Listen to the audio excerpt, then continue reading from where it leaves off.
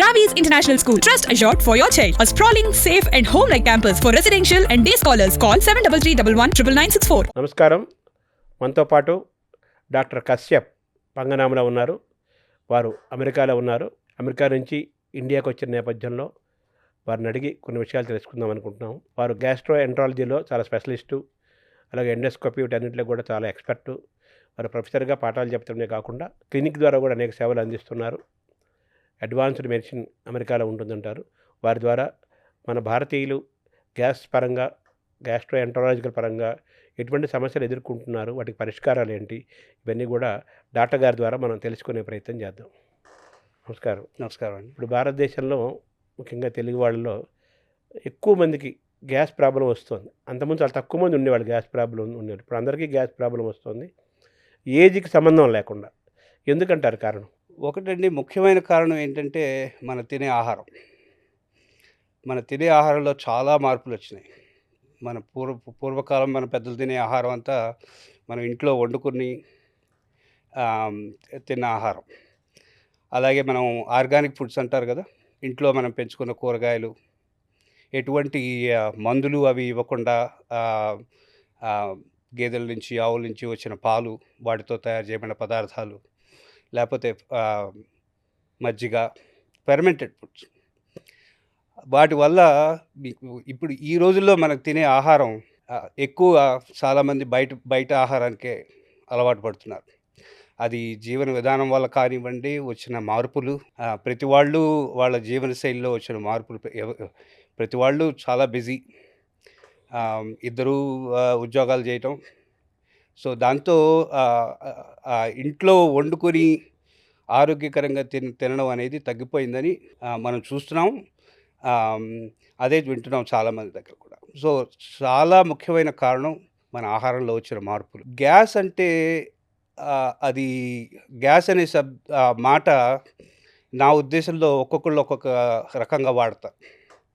మన మామూలుగా gas problem అంటే ఏంటంటే మా గ్యాస్ట్రోఎంట్రాలజిస్ట్ దగ్గరికి వచ్చే పేషెంట్స్లో ముఖ్యంగా ఆల్మోస్ట్ 25% పేషెంట్లు మేము చూసేవాళ్ళం. వాళ్ళల్లో ప్రతి వాళ్ళకి యాసిడ్ రీఫ్లక్స్ అంటాం. దాన్నే గ్యాస్ అని కూడా అంటారు. ఈ ఫాట్స్ అంటారు కదా. యాసిడ్ రీఫ్లక్స్ వల్ల వచ్చే సిమ్టమ్స్ ఎలా ఉంటాయంటే, మీకు ఎక్కువ తేన్పులు రావడం, లేకపోతే తిన్న ఆహారం మళ్ళీ మన గొంతులోకి రావడం, రిగర్జిటేషన్ అంటాం ఇంగ్లీష్లో, లేకపోతే ఛాతీలో మంటలాగా రావడం, హార్ట్ బర్న్ అంటాం. ఇలాంటి లక్షణాలు ఎక్కువ ఉంటాయి. అంటే పిత్తులు అంటారు కదా ఫాట్స్. పిత్తులు అంటే ఏంటంటే మన ఫ్లైటస్ అంటాం. కింద నుంచి గ్యాస్ పోతుంటే దాన్ని ఫ్లాచులెన్స్ లేకపోతే ఫ్లైటస్ అంటాం. సో ఇది యాసిడ్ రీఫ్లక్స్ అనేది కొన్ని ఆహార పదార్థాల వల్ల ఎక్కువ అవుతుంది. మామూలుగా ఏంటంటే మన ఫుడ్ పైప్ అంటాం, ఇసాఫెగస్లో అప్పర్ పార్ట్ ఆఫ్ ది ఇసాఫెగస్లో ఒక మజిల్ ఉంటుందండి, దాన్ని అప్పర్ ఇసాఫెజల్ స్ఫింక్టర్ అంటారు. అలాగే లోవర్ పార్ట్ ఆఫ్ ఎసాఫెగస్లో ఇంకొకటి ఉంటుంది, దాన్ని లోవర్ ఎసాఫెజల్ స్ఫింక్టర్ అంటారు. ఎసిడిటీ అంటే ఇప్పుడు మీరు కొన్ని ఈ లోవర్ ఎసాఫెజల్ స్ఫింక్టర్ అనేది మామూలుగా దాని పని ఏంటంటే, మనం తిన్నప్పుడు ఆహారాన్ని పైనుంచి కిందకి అంటే స్టమక్లోకి పంపించరు. అప్పుడు అది రిలాక్స్ అవుతుంది. అది రిలాక్స్ అయ్యి ఫుడ్ మన స్టమక్లోకి వెళ్తుంది. అలా రిలాక్స్ అయినప్పుడు స్టమక్లోంచి యాసిడ్ పైకి రావడానికి అవకాశం ఉంది. అది నార్మల్. మామూలుగా సెవరల్ టైమ్స్, చాలాసార్లు రోజుకి, ముఖ్యంగా మనం ఆహారం తిన్న తర్వాత, బికాజ్ మన స్టమక్ డిస్టెండ్ అవుతుంది కాబట్టి యాసిడ్ పైకి రావడానికి అవకాశం ఉంది. అలా వచ్చినప్పుడు ఏమవుతుందంటే, మన ఎసాఫెగస్లో ఉన్న మెకానిజం మన డిఫెన్స్ మెకానిజం అంటాం. ఎసాఫెగస్ కంట్రాక్ట్ చేసి వెంటనే దాన్ని కిందకు పుష్ చేసేస్తుంది. ఇప్పుడు యాసిడ్ రీఫ్లక్స్ ఉన్న వాళ్ళకి ఏమవుతుందంటే, ఈ లోవర్ ఎసాఫెజల్ స్ఫింక్టర్ మజిల్ అది రిలాక్స్ కాకూడనప్పుడు రిలాక్స్ అవుతూ ఉంటుంది. ఇన్అప్రాప్రియేట్ రిలాక్సేషన్ అంటాం. అలా రిలాక్స్ అయినందువల్ల ఎక్కువగా యాసిడ్ పైకి వస్తుంది. ఇంకొక ప్రాబ్లం ఏమవుతుందంటే, యాసిడ్ రిఫ్లక్స్లో ఉన్న వాళ్ళకి ఎసాఫెగస్ ఎప్పుడైతే కంట్రాక్ట్ అయ్యి క్లీన్ చేయాలో అది కూడా దెబ్బతింటుంది ఈ రిపీటెడ్ ఎపిసోడ్స్ వల్ల, యాసిడ్ ఎక్స్పోజర్ వల్ల. దానివల్ల ఎఫిషియెంట్గా అది క్లియర్ చేయదు యాసిడ్. దాంతో మనకి సిమ్టమ్స్. సో అది ఒక్కొక్కసారి యాసిడ్ మీకు పైదాకా, గొంతు దాకా కూడా రావచ్చు. అలా వచ్చి కొంతమందికి దగ్గు, ఆయాసం అలాంటి సిమ్టమ్స్ కూడా రావచ్చు. అది ఒక్కోసారి ఆస్మా అనుకుని పొరపాటు పడే అవకాశం ఉంది. దాన్ని ఎల్పిఆర్ అంటాం, లారింగోఫారింజియల్ రిఫ్లక్స్ అంటాం. అవి వచ్చిన యాసిడ్ అది ఎస్పెషలీ రాత్రిపూట నిద్రపోయినప్పుడు అవుతే రావడానికి ఛాన్సెస్ ఎక్కువగా ఉంటాయి. సో ఒక రకమైన యాసిడ్ రిలేటెడ్ గ్యాస్ అంటే ఇదనమాట. గ్యాస్ట్రోఇసాఫేజియల్ రిఫ్లక్స్ డిసీజ్ అంటాం, గర్డ్ అంటారు. ఇంకొక రకమైన ప్రాబ్లం కొంతమంది చేసే సిమ్టమ్ ఏంటంటే ఎక్కువ తినగానే ఉబ్బినట్టుగా ఉంటుంది, బ్లోటింగ్ అంటాం. కొంచెం తినగానే కడుపు ఉబ్బిపోతుంది. అది సగం మనం తినే ఆహారం వల్ల, 2 మన స్టమక్ ఎక్కువగా డిస్టెండ్ అవ్వడం వల్ల, అలా కొన్నిసార్లు ఏంటంటే మనం ఆహారం త్వరగా తింటాం, తాగేటప్పుడు త్వరగా తాగడం, ఎక్కువగా వేడి పదార్థాలు, అతి శీతల పదార్థాలు తాగినప్పుడు మనం ఎక్కువగా గాలి నోట్లో ద్వారా లాగేస్తుంటాం. సో ఆ లోపలికి పోయిన గ్యాసే చాలా వరకు బయటకు వస్తూ ఉంటుంది మీకు ఎక్కువగా తేన్పులు రావడానికి. అది కాక ఇంకొక ప్రాబ్లం ఏంటంటే ఎక్కువగా ఈ గ్యాస్ పాస్ చేయడం అనే problem most of the times ఏమంటారంటే మీకు కొద్దో గొప్ప కాన్స్టిపేషన్ అనే ప్రాబ్లం ఉంటే అది ఎక్కువ ఉంటుంది. ఈ కాన్స్టిపేషను మీకు ఫ్రీగా బౌల్ మూమెంట్స్ అవి కానప్పుడు, సో ప్లస్ మన తినే ఆహారంలో ఎక్కువగా షుగర్స్ అంటే హై ఫ్రక్టోజ్ కార్న్ సిరప్ అంటాం, అలాంటి పదార్థాలు ఎక్కువ ఉంటే ఆ పదార్థాలు బ్రేక్ డౌన్ అయినప్పుడు మన ఇంటెస్టైన్లో బ్యాక్టీరియా ఉంటాయి. ఆ బ్యాక్టీరియా ఈ డైజెషన్ ప్రాసెస్లో ఆ పదార్థాలను బ్రేక్ డౌన్ చేసినప్పుడు ఎక్కువగా గ్యాస్ ప్రొడ్యూస్ అవుతుంటుంది. ఒక్కొక్కసారి బ్యాక్టీరియల్ ఓవర్ గ్రోత్ అని కూడా అంటాం. అంటే కొంతమందిలో కొంత బ్యాక్టీరియా ఎక్కువగా ఉండటం వల్ల ఆ గ్యాస్ ప్రొడక్షన్ ముఖ్యంగా హైడ్రోజన్, మిథేన్ ఇలాంటి గ్యాస్లు ఎక్కువ ప్రొడ్యూస్ అయ్యి వాళ్ళకి ఎక్కువ సిమ్టమ్స్ రావడం, బ్లోటింగ్, లేకపోతే ఎక్కువగా గ్యాస్ పాస్ చేయడం కింద నుంచి, ఇలాంటి ప్రాబ్లమ్స్ అన్నమాట. మోస్ట్ ఆఫ్ ద టైమ్స్ ఇవి ఫుడ్ రిలేటెడ్ అండి.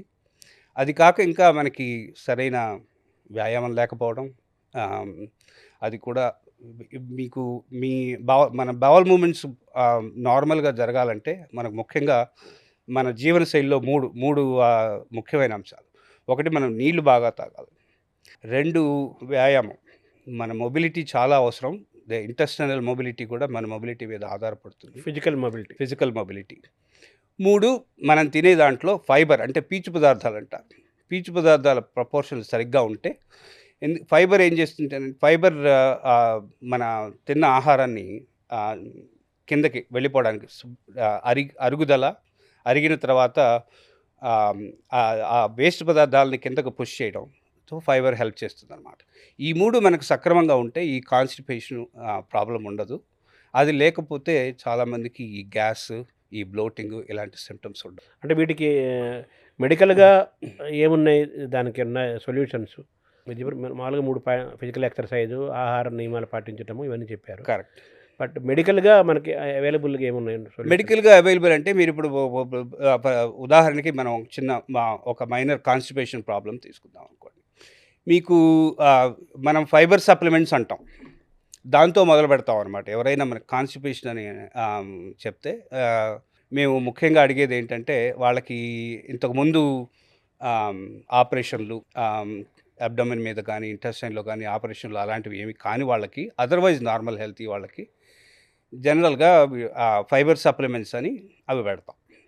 ఫైబర్ సప్లిమెంట్స్ అంటే న్యాచురల్గా దొరికే ఫైబర్ ఉంటుందండి, సిలియం అంటారు దాన్ని. అది తర్వాత కొన్ని సింథటిక్ ఫైబర్ సప్లిమెంట్స్ అంటాం, మెథైల్ సెల్యులోజ్ అని ఉంటుంది. ఇలాంటివి మనం ఒక పెద్ద టేబుల్ స్పూన్ ఒక గ్లాసు నీళ్ళలో వేసుకొని మిక్స్ చేసి తాగితే ఫైబర్ వల్ల చాలామందికి రిలీఫ్ ఉంటుంది. ఈ పిత్తులు, వాంతులు, తర్వాత ఇవన్నిటి కూడా అరికట్టవచ్చు. ఇవన్నీ ఒకే ఫార్మేట్ కింద వస్తాయా? చాలా వరకు డిఫరెన్స్ పిత్తులకి, తర్వాత మీరు చెప్పిన ఈ ఆవులింతలకి ఇది అంటారు వీటిని యాసిడ్ రిఫ్లక్స్. అక్కడ మన ప్రాబ్లం ఏంటంటే మీకు అప్పర్ జిఐ ట్రాక్ట్లో ప్రాబ్లం ఎక్కువ, మీకు యాసిడ్ రిఫ్లక్స్ ఆ ప్రాబ్లమ్స్ ఉంటాయి. అదే మనకు లోవర్ జిఐ ట్రాక్ట్లో ఎక్కువ ప్రాబ్లం ఉంటే మీకు ఎక్కువ గ్యాస్ పోవడం, లేకపోతే ఫ్లేటస్ పాస్ చేయటం, ఇలాంటి ప్రాబ్లమ్స్ ఉంటాయి. సో ఒక్కొక్కసారి ఏంటంటే రెండు రకాల సిమ్టమ్స్ ఉండొచ్చు. ఎసిడిటీ, కాన్స్టిపేషన్ వల్ల కూడా అబ్డమిన్ డిస్టెండ్ అయ్యి అబ్డమిన్లో ప్రెషర్ పెరిగి మన యాసిడ్ రీఫ్లక్స్ రావడానికి ఎక్కువ అవడానికి, అది ఉన్న వాళ్ళు ఎక్కువ అవడానికి అవకాశం. ఇప్పుడు చాలామంది గ్యాస్కి ట్యాబ్లెట్స్ వాడుతుంటారు. అదే ట్యాబ్లెట్స్ జీవితాంతం వాడాలా అని కూడా చాలామంది అడుగుతుంటారు. అది ముఖ్యంగా గ్యాస్ అంటే యాసిడ్ రీఫ్లక్స్ ఉన్న వాళ్ళకండి ట్యాబ్లెట్స్ కంటే ముఖ్యంగా ముందు కావాల్సింది మన జీవనశైలి విధానంలో మార్పులు. అదే ప్యాంటోప్రజోల్ లేదు కదా. సో ముఖ్యంగా యాసిడ్ రీఫ్లక్స్ ఉన్న వాళ్ళకి ఆ ట్యాబ్లెట్ ప్రిస్క్రైబ్ చేయడంతో పాటు మేము చెప్పే మార్పులు ఏంటంటే కొన్ని పదార్థాలు తగ్గించాలి. అంటే మనం కెఫీన్ అంటాం కదా, కెఫినేటెడ్ లిక్విడ్స్, కాఫీ అంటే కాఫీ, తర్వాత సోడాస్, ఇవి తగ్గించాలి. పులుపు కొంతమందికి పులుపుతో ప్రాబ్లం ఉంటుంది, కొంతమంది ఎసిడిక్, పులుపు జనరల్గా ఎసిడిక్. సో ఆరెంజ్ జ్యూసు ఇలాంటివి తక్కువ వాడమని చెప్తాం. చింతపండు, నిమ్మ అలాంటివి కూడా, చాక్లెట్, ఇవన్నీ ఏం చేస్తాయంటే తర్వాత స్మోకింగ్ చేసే వాళ్ళలో స్మోకింగ్ ఇస్ ఆల్సో ఒక రిస్క్ ఫ్యాక్టర్. డ్రింక్ అంత ఎక్కువ కాదండి, మీరు అంత లేట్ నైట్ తాగితే తప్ప డైరెక్ట్ ఇన్ఫ్లుయెన్స్ లేదు ఆల్కహాల్. ఓకే. ఒకటి చేయాల్సింది ఏంటంటే మీరు కాఫీ, చాక్లెట్, ఈ స్మోకింగ్ చేసేవాళ్ళు స్మోకింగ్ తగ్గించడం, తర్వాత ఎసిడిక్ ఫుడ్స్ తగ్గించడం, తర్వాత లేట్గా తినడం రాత్రిపూట. ముఖ్యంగా ఏంటంటే మనం తిన్న ఆహారం 90% ఎంటీ, మన స్టమక్ ఎంటీ అవ్వడానికి 4 గంటలు పడుతుంది. గ్యాస్ట్రిక్ ఎంటీయింగ్ టైం అంటాం దాన్ని. అది సాలిడ్స్కి ఒక రకంగా ఉంటుంది, లిక్విడ్ ఫుడ్కి ఒక రకంగా ఉంటుంది. మీరు తిన్న తర్వాత మీరు వెంటనే వెళ్ళి పడుకుంటే ఒకటి మీ స్టమక్ ఎంటీ కాలేదు, దాంట్లో స్టమక్లో ప్రెషర్ ఎక్కువ ఉంది, ఈ గ్రావిటీ ఎఫెక్ట్ పోయింది, మీకు యాసిడ్ పైకి రావడానికి అవకాశాలు ఎక్కువ ఉంటాయి. అందుకని యాసిడ్ రీఫ్లక్స్ ఉన్నవాళ్ళు లేటుగా తినకూడదు. కనీసం 3 గంటలు ఆఖరి మీల్ తిన్న తర్వాత అప్రైట్గా ఉండటం, అలాంటివి చేయాలన్నమాట. ఈ జీవనశైలి విధానంలో మార్పులతో చాలామందికి యాసిడ్ రిఫ్లక్స్ ఉన్న వాళ్ళకి సిమ్టమ్స్ కంట్రోల్ చేసుకోవచ్చు. ఇవి కంట్రోల్ కాని పక్షంలో మీకు ఆ మందులు, ప్యాంటోప్రజోల్ లాంటి మందులు అవసరం. తర్వాత 7 గంటల తర్వాత తింటే మంచిది కాదు, 7 గంటలలోపు మీరంతా మీ భోజనం ఫుడ్ కంప్లీట్ చేయండి అని కూడా తరచు చెప్తుంటారు.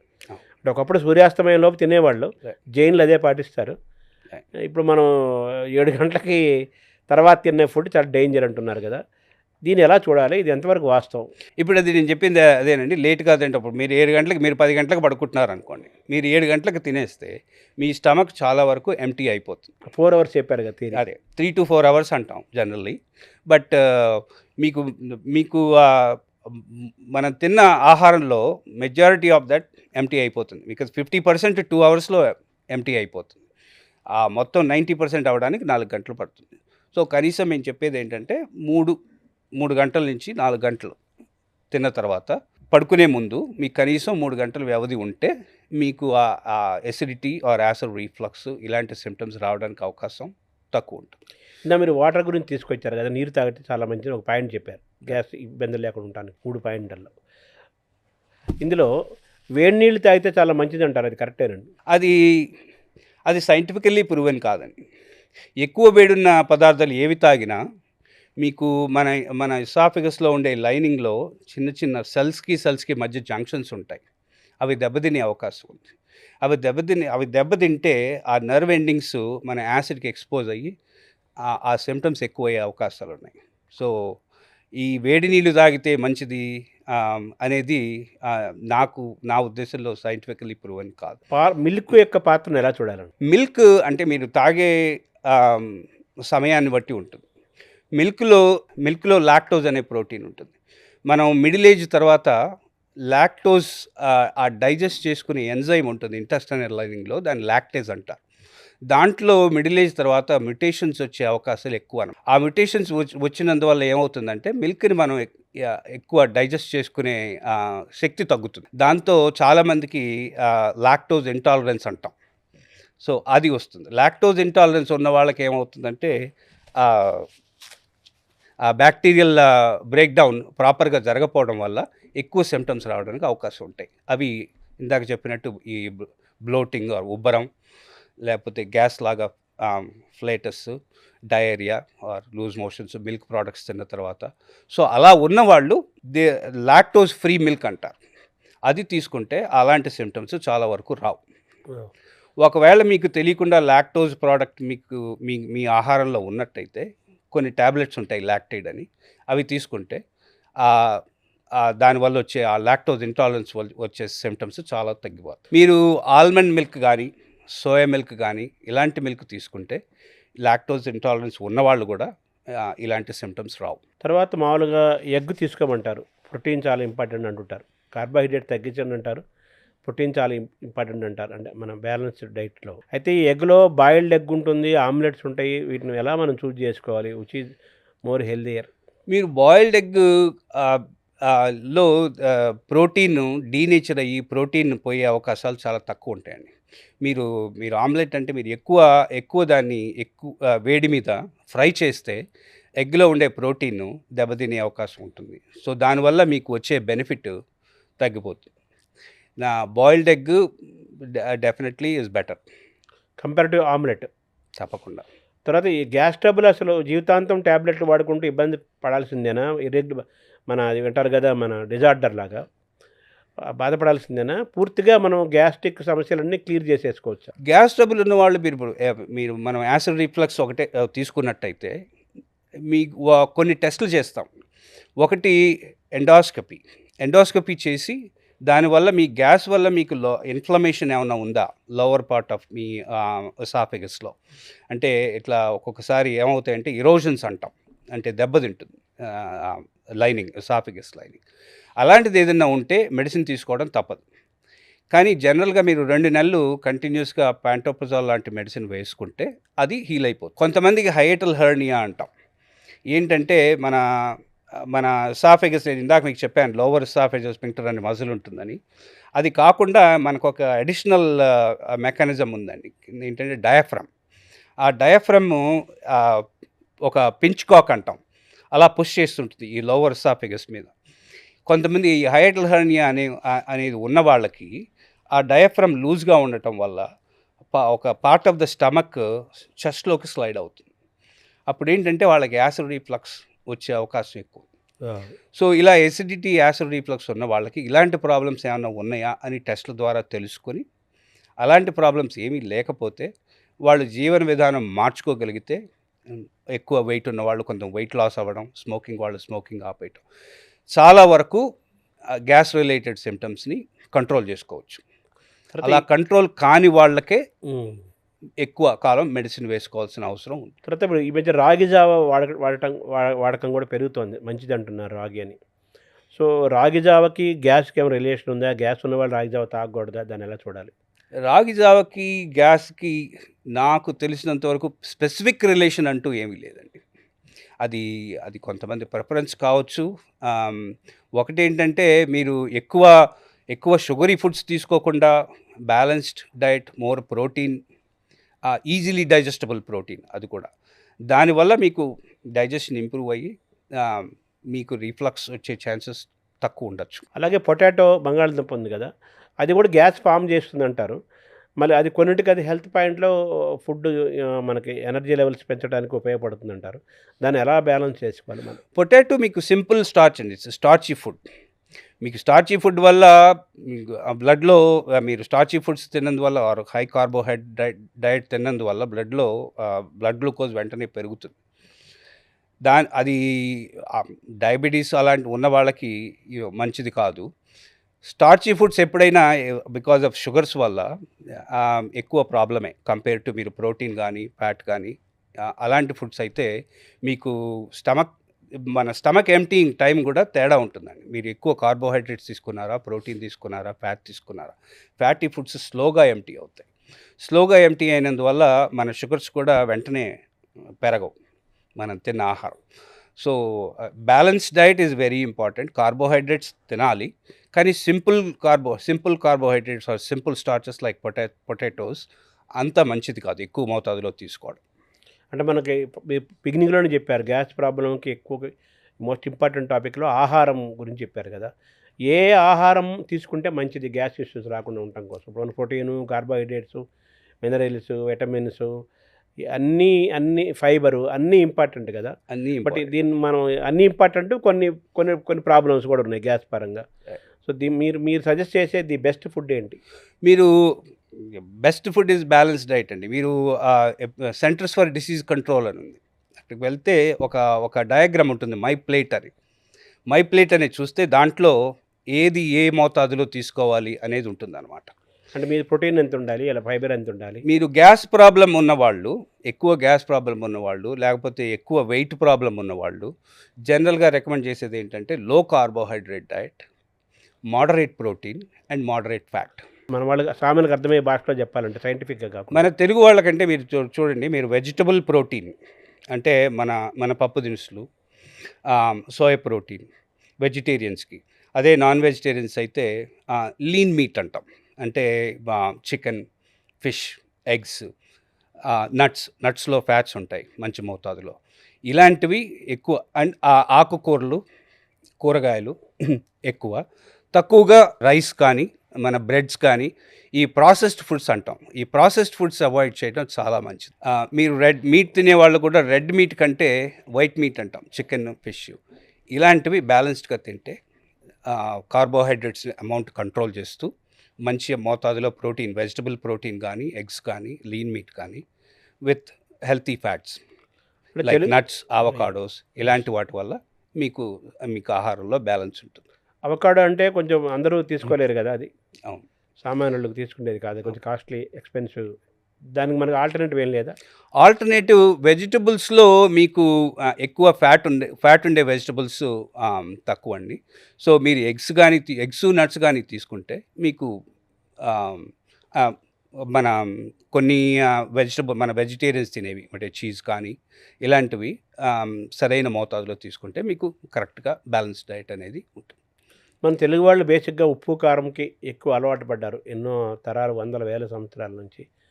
మనకి ఆహారంలో కంపల్సరీగా ఉండే వాటిలో మీరు చెప్పిన పచ్చళ్ళు కంపల్సరీగా ఉంటాయి, డైలీ రోటి పచ్చళ్ళు, ఆ రోజు చేసే పచ్చళ్ళు ఉంటాయి, అలాగే ఊరగాయలు ఉంటాయి. వీటికి గ్యాస్కి లింక్ ఏంటి? అవాయిడ్ చేయాలా? అవాయిడ్ చేయకుండా ఎలా బ్యాలెన్స్ చేసుకోవాలి? దాన్ని ఎలా చెప్తే చూడాలి. మంచి ప్రశ్న అండి. ఊరగాయలు సాధ్యమైనంత వరకు తక్కువ తినడం మంచిది. ఎందుకంటే మీరు ఊరగాయలు చూస్తే మీరు మామిడికాయ ఇలాంటి పులుపు పదార్థాలతోనే తయారు చేస్తారు. పైగా ఊరగాయలు నిల్వ ఉండటానికి మనం వాటిలో చాలా హై సాల్ట్ కంటెంట్ ఉంటుంది, చాలా ఆయిల్ ఉంటుంది. సో ఆ సాల్ట్ కంటెంట్ అనేది చాలా హానికరం మన బాడీకి. ముఖ్యంగా గ్యాస్ వల్ల కాకపోయినా other problems like blood pressure కానివ్వండి, అలాంటివి. పచ్చళ్ళు మీరు ఎప్పుడైనా సరే మనం పచ్చళ్ళు అంటే సాల్ట్ అనేది, కారం అనేది ఎక్కువ మోతాదులోనే పడతాయి. సో మీరు ఫ్రెష్గా చేసుకునే పచ్చళ్ళు కొంతవరకు బెటర్ దాన్ ఊరగాయలు. అలాగే ఎసిడిటీ, యాసిడ్ రీఫ్లక్స్ ఉన్న వాళ్ళు పచ్చళ్ళు అనేది మాత్రం తగ్గించడం చాలా మంచిది, పర్టికులర్లీ రాత్రిపూట. ఎందుకంటే మీకు పగటిపూట మనం కూర్చుని ఉంటాము, లేకపోతే పనిలో ఉంటాము. రాత్రిపూట ఏంటంటే పడుకుని ఉంటాం కాబట్టి ఆ గ్రావిటీ ఎఫెక్ట్ కూడా ఉండదు, ఆ యాసిడ్ సైలెంట్ రీఫ్లక్స్ రావడం. దానివల్ల ఏంటంటే ప్రొలాంగ్డ్ యాసిడ్ రీఫ్లక్స్ వల్ల కొన్ని ప్రమాదాలు ఉన్నాయి. ప్రొలాంగ్డ్ యాసిడ్ రీఫ్లక్స్ వల్ల ఏమవుతుందంటే ఈ లోవర్ ఎసాఫిగస్లో లైనింగ్ మారిపోయి స్టమక్లో లైనింగ్ లాగా స్టమక్ లైనింగ్ పైకి క్రీప్ అప్ అవుతుందండి, పైకి పాకుతుంది. దానివల్ల స్టమక్ లైనింగ్ అనేది ఎసాఫిగస్లో ఉండటానికి ప్రకృతి పరంగా చేయబడింది కాదు. స్టమక్ యాసిడ్ని బాగానే హ్యాండిల్ చేస్తుంది, కానీ ఇది రాంగ్ లొకేషన్లో ఉంది. రాంగ్ లొకేషన్లో ఎప్పుడైనా మీకు లైనింగ్ కానీ వచ్చిందంటే అది క్యాన్సర్కి కారకం. సో ఎసాఫిజల్ క్యాన్సర్కి acid reflux, prolonged acid reflux అనేది one of the risk factors. దానివల్ల ఏంటంటే మనం బ్యారెట్స్ ఎసాఫిగస్ అంటాం, అలాంటిది వస్తుంది. దానివల్ల బ్యారెట్స్ ఎసాఫిగస్ వల్ల ఎసాఫిగస్లో క్యాన్సర్ రావడానికి ఆ రిస్క్ పెరుగుతుంది. తర్వాత ఇంటర్మీడియట్ ఫాస్టింగ్ అనేది కూడా ఈ మధ్య బాగా వినపడుతుంది. ఒక పూటే భోజనం చేస్తామంటున్నారు. ఒకప్పుడు మనకు ఏకభక్తం ఋషులు చేసేవాళ్ళు, యోగులు లాంటి వాళ్ళు చేసేవాళ్ళు, ఒక ఏజ్ దాటిన తర్వాత చేసేవాళ్ళు. ఇప్పుడు అన్ని ఏజ్ గ్రూపుల వాళ్ళు కూడా ఇంటర్మీడియట్ ఫాస్టింగ్లోకి వచ్చామంటున్నారు కదా. ఇది ఇందులో హెల్త్ ఉందా నిజంగా? ఉందండి. ఇంటర్మీడియట్ ఫాస్టింగ్ మనం కనీసం 8 గంటల నుంచి 12 to 16 గంటల వరకు చేయగలిగిన వాళ్ళు కనీసం వారానికి ఒకసారి చేయగలిగితే నా మటుకు నేను చేస్తాను. అది చాలా ఉపయోగపడుతుంది. ఎందుకంటే మీరు బాడీలో మన ఫుడ్ బ్రేక్ డౌన్ మెకానిజమ్స్, సెల్స్కి మీరు రెస్ట్ ఇస్తున్నారు. దానివల్ల మీకు ఈ ఏజింగ్ సెల్స్ డిస్ట్రాయ్ అయిపోయి ఆ ఛాన్సెస్ పెరుగుతాయి. సో ఇంటర్మీడియట్ ఫాస్టింగ్ అనేది ప్రూవ్ చేయబడింది సైంటిఫికల్లీ కూడా. అది చాలా మంచిది. తర్వాత ఇప్పుడు ఫ్యాటీ లివర్ అని కూడా బాగా ఈ మధ్య ఎక్కువ వస్తుంది కదా. ఫ్యాటీ లివర్ పాత్రను ఎలా చూడాలి గ్యాస్ట్రోఎంటరాలజీలో? ఫ్యాటీ లివర్ అంటే మనం తిన్న ఆహారం ఏమవుతుందంటే, మనం ఎక్కువగా తీసుకున్న ఆహారం బ్రేక్ డౌన్ అయ్యి గ్లూకోజ్ కొంతవరకు మన బాడీ వెంటనే వాడుకుంటుంది. మన ఎక్సెస్ గ్లూకోజ్ లివర్లో స్టోర్ అవుతుంది. కానీ లివర్ కొంతవరకే దాన్ని గ్లూకోజ్ని మాడిఫై చేసి స్టోర్ చేసుకోగలదు. కొంత దాన్ని గ్లైకోజన్ అంటాం. ఇంకా ఎక్సెస్ ఉన్న గ్లూకోజ్ ఫ్యాట్ లాగా మారిపోతుంది. ఆ ఫ్యాట్ ఆ లివర్ సెల్స్లో స్టోర్ చేయబడి ఆ ఫ్యాట్ ఇన్ఫ్లమేషన్కి కారణం అవుతుంది. సో దీని స్టేజెస్ ఉన్నాయండి ఫ్యాటీ లివర్లో.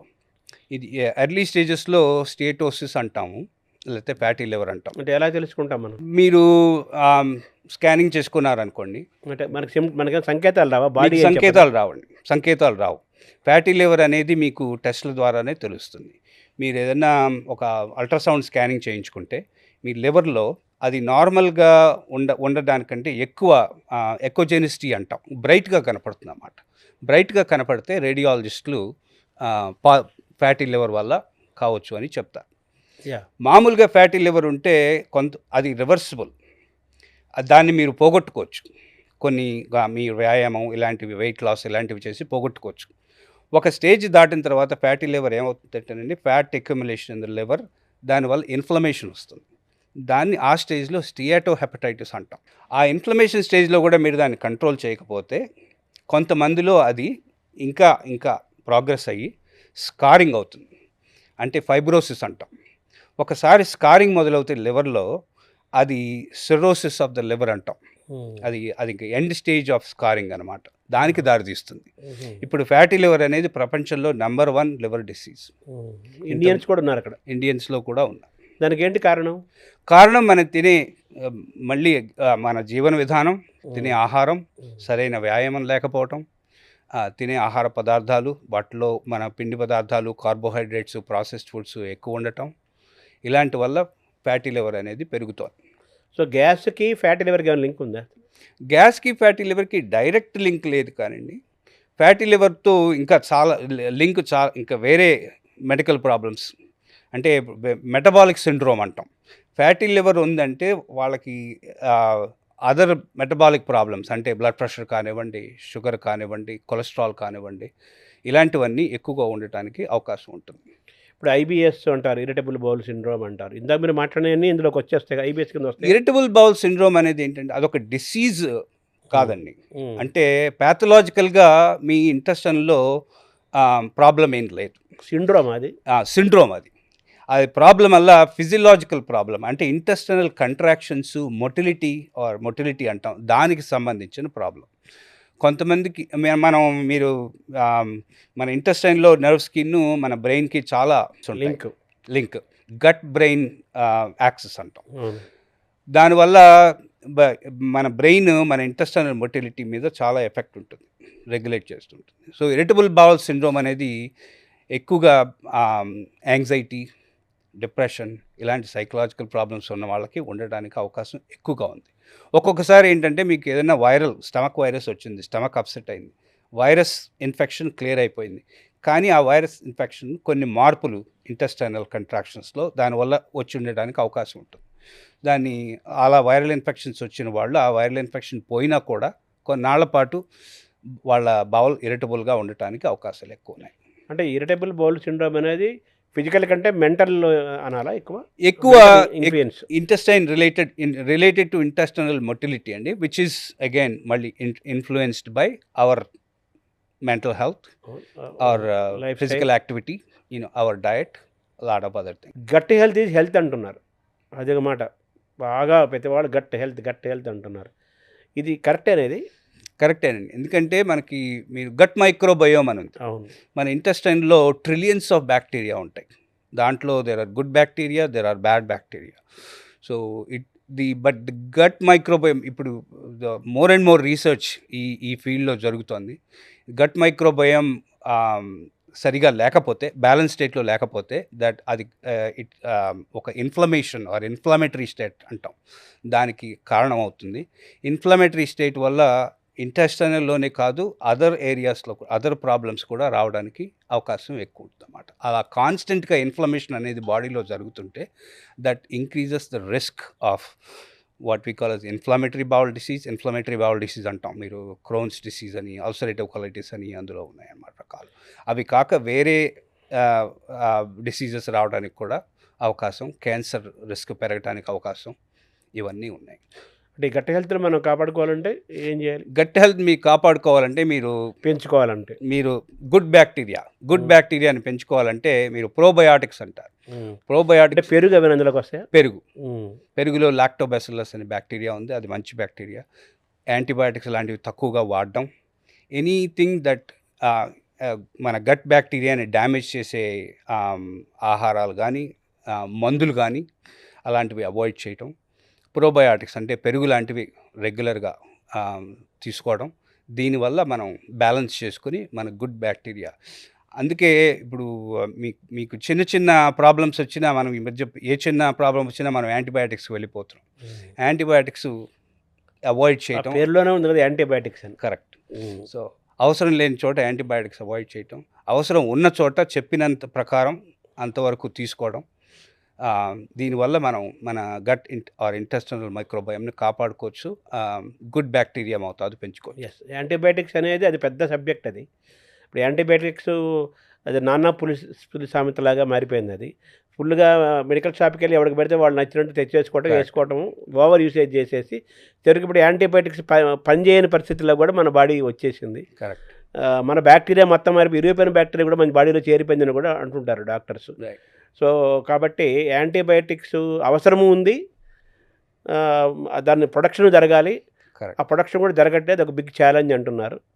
ఈ ఓవర్ యూసేజ్ మెడికల్ షాప్కి వెళ్ళి తీసుకోవటం అనేది కూడా ఇంకో డేంజర్. సో ప్రోబయోటిక్స్ చాలా ఇంపార్టెంట్ గట్ హెల్త్కి. యాంటీబయాటిక్స్ని మనం అవాయిడ్ చేయాలి, అది ఇంపార్టెంట్. కరెక్ట్. ఓవరాల్గా మన కడుపు చాలా ఇంపార్టెంటు.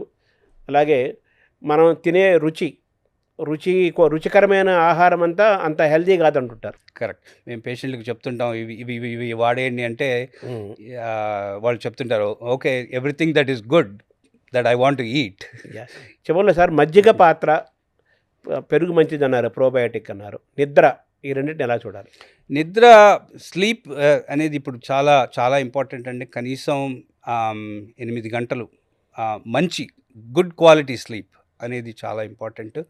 ఎందుకంటే మంచి నిద్ర ఉంటేనే మీకు బాడీలో మెటబాలిజం అనేది పర్ఫెక్ట్గా జరుగుతుంటుంది. డైజెస్టివ్ సిస్టమ్ కూడా దాని మీద ఆధారపడి ఉంటుంది. ఇప్పుడు మనకు వచ్చే చాలా ప్రాబ్లమ్స్లో నిద్ర లేకపోవడం, ఆర్ ఇర్రెగ్యులర్గా స్లీప్ హ్యాబిట్స్ ఉండటం, అలాంటివి వస్తున్నాయి. మజ్జిగ నేను చెప్పినట్టుగానే పెరుగు సంబంధించిన పదార్థాలన్నీ మీకు ఇంటెస్టైనల్ హెల్త్కి చాలా చాలా ఉపయోగపడతాయి. ఎందుకంటే దాంట్లో ప్రోబయాటిక్ శక్తి ఉంది. సో అందువల్ల మీరు మజ్జిగ, పెరుగు ఇలాంటి పదార్థాలు రెగ్యులర్గా తీసుకోవడం మంచిది. సో గ్యాస్ట్రో ఎంట్రాలజికల్ సంబంధించిన వ్యాధులు కానీ, ఆరోగ్యం కానీ అంతా మన చేతిలోనే ఉందని అనుకోవాలి. చాలా వరకు అండి. మనం స్వయం క్రమశిక్షణగా ఉంటే ఫుడ్ విషయంలో కరెక్ట్ టైమింగ్స్ కానీ, తీసుకొని ఇంటేక్ కానీ, కరెక్ట్ మన ఫిజికల్ ఎక్సర్సైజ్ కానీ, మెంటల్ బ్యాలెన్స్ కానీ, ఇవన్నీ మనం మెయింటైన్ చేసుకుంటుంటే మనం ఆరోగ్యంగా ఉండొచ్చు, మాత్రలు అవాయిడ్ చేయొచ్చు అనేది మీరు చెప్పేది. అంతే కదా సార్? అవును. థ్యాంక్ యూ డాక్టర్ గారు. థ్యాంక్ యూ అండి.